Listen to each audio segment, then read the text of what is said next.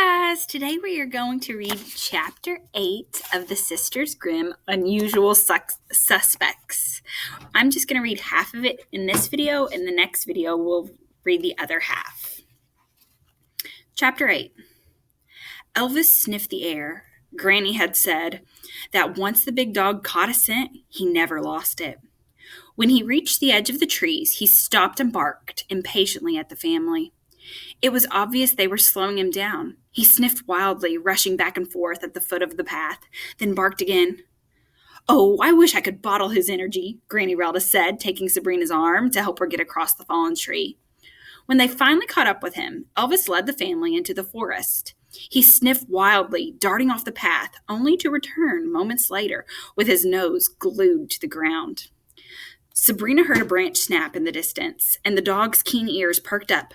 She expected him to run off howling in its directions, but instead he lowered his snout and continued to follow the invisible path. Sabrina's feet crunched on the frozen ground. The night was bitterly cold, and every once in a while she spotted snow flurries fluttering above her. She was freezing even in her heavy coat. Poor Wendell was out here without even a jacket to protect him. If he was still alive, it was a miracle.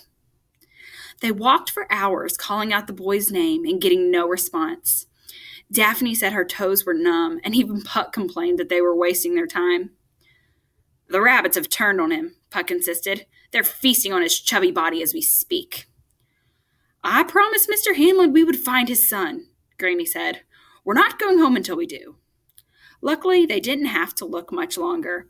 Elvis led them to a small clearing where they beheld a sight so incredible, even Granny Relda gasped. A mound of fur, nearly 4 feet high and 6 feet wide, set before them. At first, Sabrina thought it might be a bear, but as they got closer, they realized it wasn't a single animal, but many. In fact, it was a pile of rabbits huddling together against the cold. Elvis barked at the pile, but the little forest animal paid him no attention. In fact, they acted as if he wasn't there at all. "Elvis, are you telling us Wendell is at the bottom of this pile?" Daphne asked. The dog sniffed in the pile once more, then huffed. "I told you," Puck cried. "His woodland army mutinied. I hope he was delicious, little rodents." Puck's my favorite. The old woman stepped close and leaned down. "Wendell!" The mound stirred for a moment, but then it grew still. "Wendell, your father is worried sick about you," Granny Relda scolded. "Now come out of there this instant." "No," muffled a voice shouted from the depths of the rabbits. "You're going to send me up the river. I won't go." "What does send up the river mean?" Daphne asked. "He thinks we're going to take him to jail," Sabrina complained.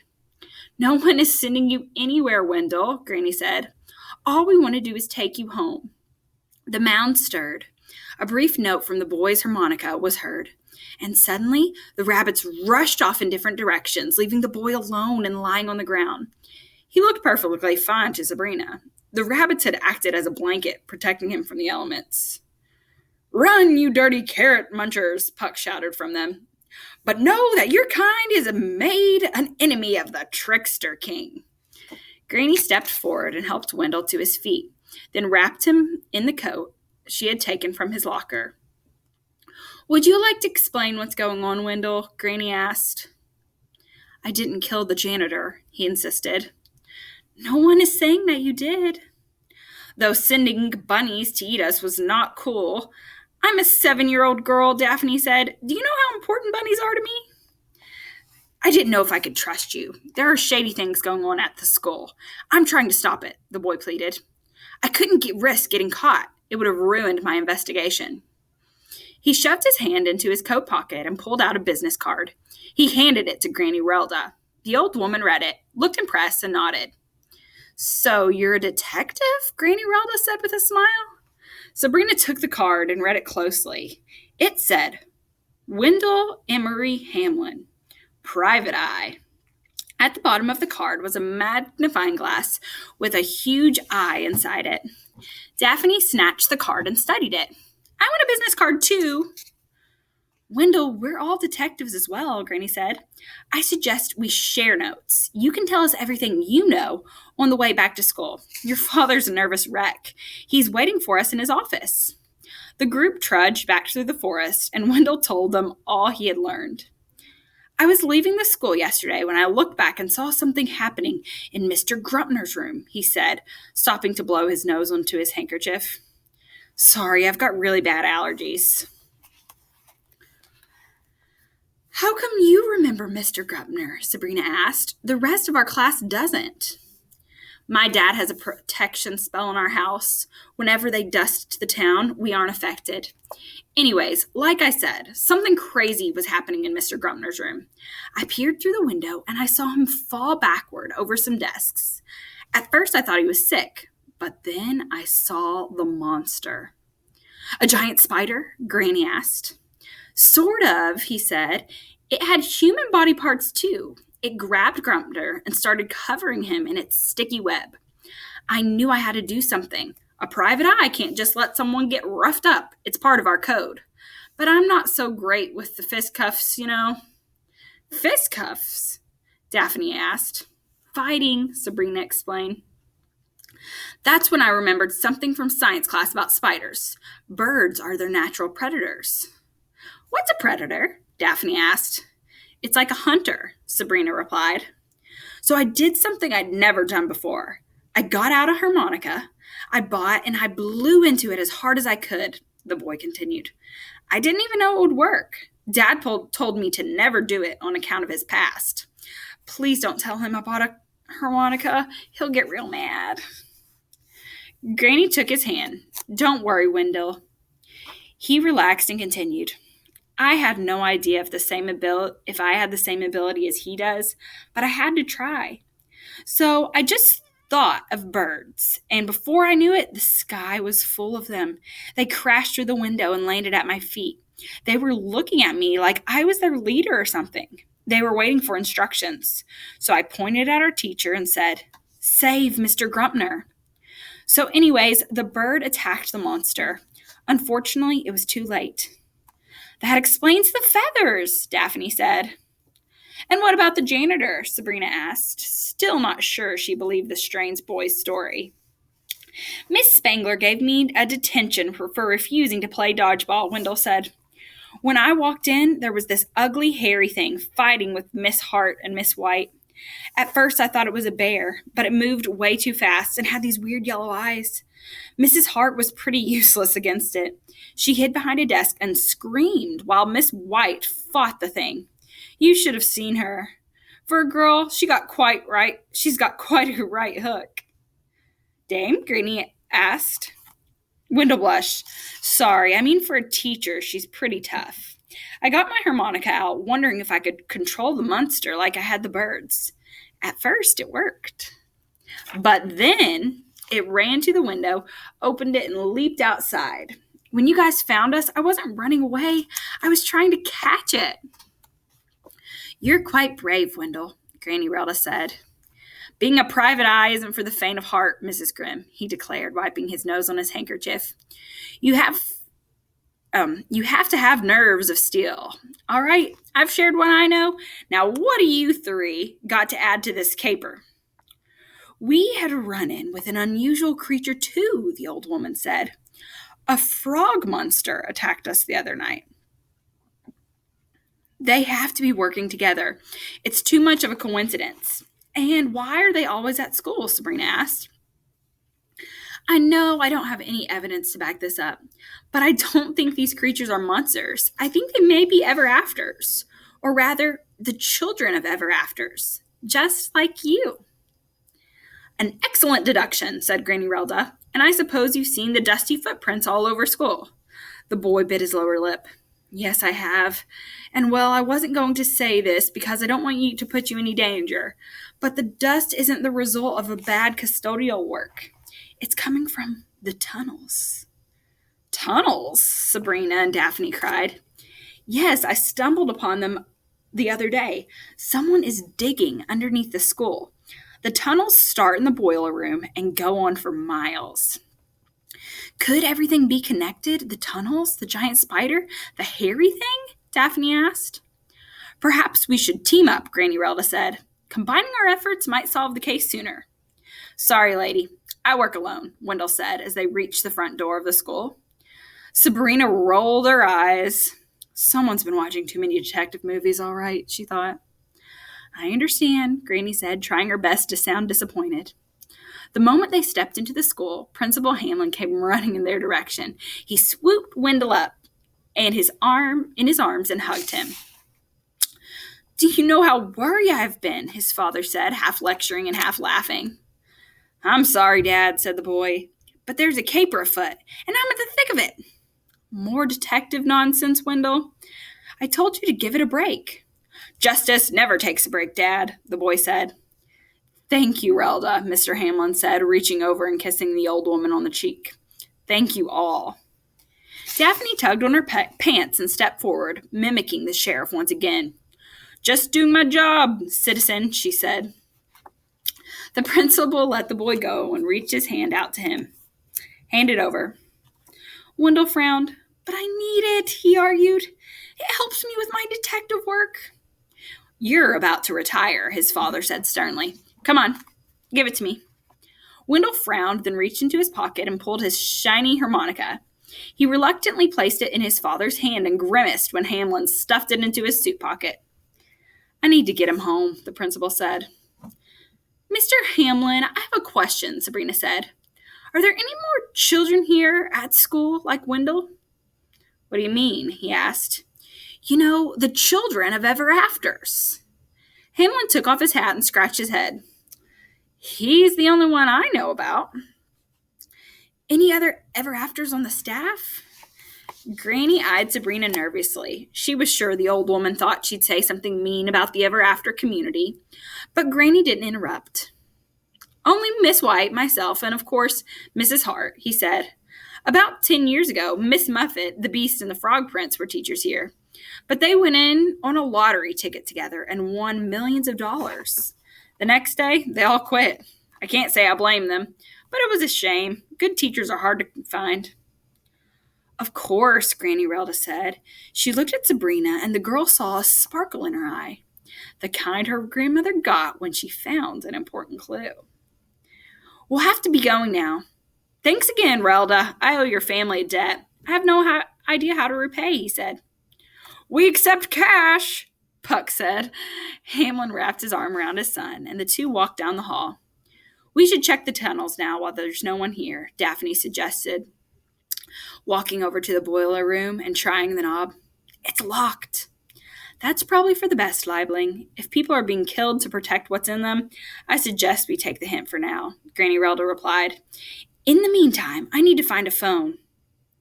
If my hunch is right, I think I know the identity of our monsters, or at least their parents. A skinny Christmas tree sat at the entrance to the police station. A few strands of tinsel and garland were wrapped sloppily around it. A couple of boxes and shiny bulbs sat underneath, waiting to be strung on the tree's dry, fragile limbs. As they passed the display, Sabrina sympathized with the overworked sheriff. He didn't even have time to finish his holiday decorations. Sheriff Hampstead was at the front desk, surrounded by 6 of the most unusual people Sabrina had ever seen. She recognized 2 of them immediately. Beauty and the Beast weren't a couple she would soon forget. The dazzlingly gorgeous Beauty was a complete contrast to her fur-covered, fang-faced husband. The others in the room, however, were complete strangers.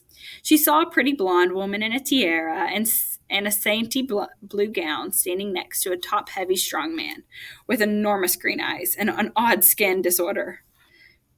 Next to them was a chubby woman covered in jewels holding hands with, or in this case, holding the spindly leg of an enormous black spider as big and fat as Elvis. Everyone was shouting at the sheriff. What's the meaning of this, Hampstead? The Beast growled. We had dinner reservations at Old King Cole's, Beauty cried. Do you know how long it takes to get a table this time of year? We planned this in September. The beautiful princess was as angry as anyone. Drag me out my home in the middle of the night, she huffed.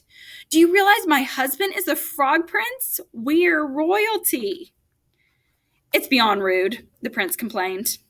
The spider clicked angrily with its gigantic pincers.